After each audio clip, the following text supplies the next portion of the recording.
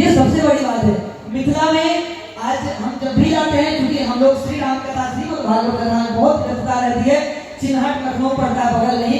कल परसों रात्रि को समापन हुई है कथा, जहाँ पे कार्यक्रम चल रहा था श्रीमद् हनुमत चरित्र का कार्यक्रम। उसके पूर्व भी हम लोग मुंबई में विरार पड़ता है, वहाँ जानकी फाउंडेशन है, वहाँ के लोग जितने भी विरार में मिथिलावासी हैं सब लोग हम लोग को बुला करके बड़े आदर सत्कार के साथ राम कथा सुनते हैं। तो कहने का तात्पर्य यह है कि हमारा जन्म मिथिला से हुआ है, तो अपने मिथिला और मैथिली के लिए हरदम सजीव होकर के उजागर करने के लिए हम लोग तत्पर रहते हैं। जैसे कि आप सब ने लखनऊ जैसे जगह में कभी यहाँ पे कहना नहीं चाहूंगा, लेकिन लखनऊ जैसा जगह लक्ष्मण जी का परम धाम है, या लक्ष्मणपुरी प्राचीन नाम है, जिसको माननीय योगी आदित्यनाथ जी महाराज ने हम सबको थी।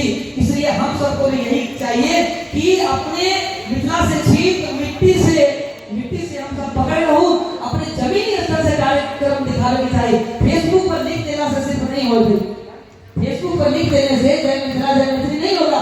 जमीनी स्तर पर जैसे आज जितेंद्र कर रहे हैं, मिथिला मंच जैसे जमीनी स्तर पर आकर कर रहे हैं, ऐसे हम सबको इसमें सहयोग करना चाहिए। जब महारानी लक्ष्मीबाई थी झांसी की, उस समय में उनके पति के मरणोपरांत अपने पुत्र को पीठ पर बांध करके घुड़सवार होकर के कैसे उस फिरंगियों से लड़ रही थी। उस समय अंग्रेजों के प्रमुख था जिसका नाम यूरोस था, उसने अंग्रेजी में शब्द बड़ा अच्छा लिखा है, दीवार the best of British man. उन्होंने बेस्ट नहीं ब्रिटिश मैन की उन्होंने संज्ञा दिया है, किसको? एक भारत की बेटी को, एक अंग्रेज।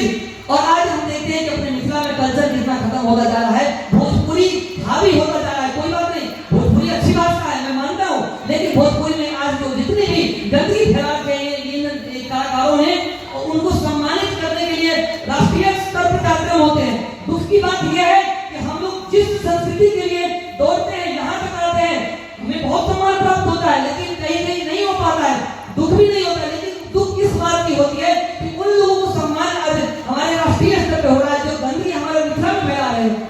मिथिला में जाएंगे विवाह में, अब मैथिली कितनी सुन पाएंगे, भोजपुरी गीत, और वो भी इतनी गंदी गीत जिसको हम शब्द से बयान नहीं कर सकते।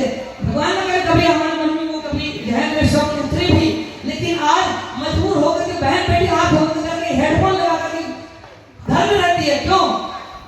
एक बात और गलती है, हमारी भी गलती है, हमारे माता पिता के, मतलब आज की जनरेशन है उनके माता पिता की भी गलती है कि अपने बच्चों को वो अपने मिथिला कल्चर से न समझा करके आज हम उन बाहरी कल्चर को सिखाते हैं, उन बाहरी कल्चरों पे हम नृत्य करवाते हैं। तो उसका क्या होगा? आज कितना बढ़िया वो बहन ने कितना सुंदर नृत्य किया, आपका माता ने कितना सुंदर नृत्य किया, ये देखकर के मन बहुत अभिभूत होता है कि मिथिला में कहीं कहीं ऐसा नहीं होता है जो आज लखनऊ में हो रहा है। ये बहुत बड़ी बात है। तो हम यही चाहेंगे कि इसको जमीनी स्तर पर भी उतारने की आवश्यकता है। जैसे हमारे भाई साहब जितेंद्र झाली ने हम लोगों को अयोध्या आप सब लोग आए थे, एक बार बस लेकर के आए थे, स्वागत करने का अवसर प्राप्त हुआ था। क्योंकि हमारे लिए तो मिथिला और अयोध्या अलग है ही नहीं, सदैव अयोध्या और मिथिला को हम ऐसे माने हैं जैसे दाल और भात। बिना दाल का भात नहीं खा सकते हैं आप। खाता है बाहरी लोग उसको क्या बोलते हैं ना, बिरयानी वगैरह, हम लोग बिरयानी नहीं बोलते हैं, लोग भात भूजल बोल लेते हैं।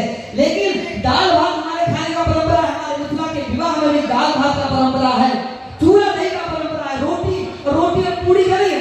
इधर में देखता हूँ कोई कार्यक्रम होते हैं ना, कोई फंक्शन, उसमें तोड़ा तोड़ी वाला कार्यक्रम चलता है। हम लोगों के यहाँ जोड़ा जोड़ी का, जैसे दाल भात को साइन के खाओ, चाहे चूड़ा दही के खाओ, तो पहले घी बाद में दही, वो भोजन के भोजन कही से हम सब जरूरी ही।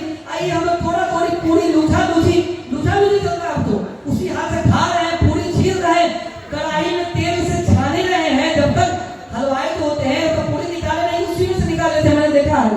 ये हाल है। हम लोग यहाँ ऐसा नहीं है कभी भी खड़े होकर के दाल भात खाना, खड़े होकर दाल भात आप खा भी नहीं सकते। हमारे 56 व्यंजन नहीं, 56 का गुना कर लेंगे आप, जितना भी हो सकता हो उतना व्यंजन भी लाने में समर्थ होते हमारे मिथिलावासी। को क्या खड़े होकर खा सकते हैं? नहीं। सामान्यतः आप अगर जाएंगे अपरिचित होकर के मिथिला में, तो भी आपको 4 प्रकार की सब्जी जरूर खिलाएंगे।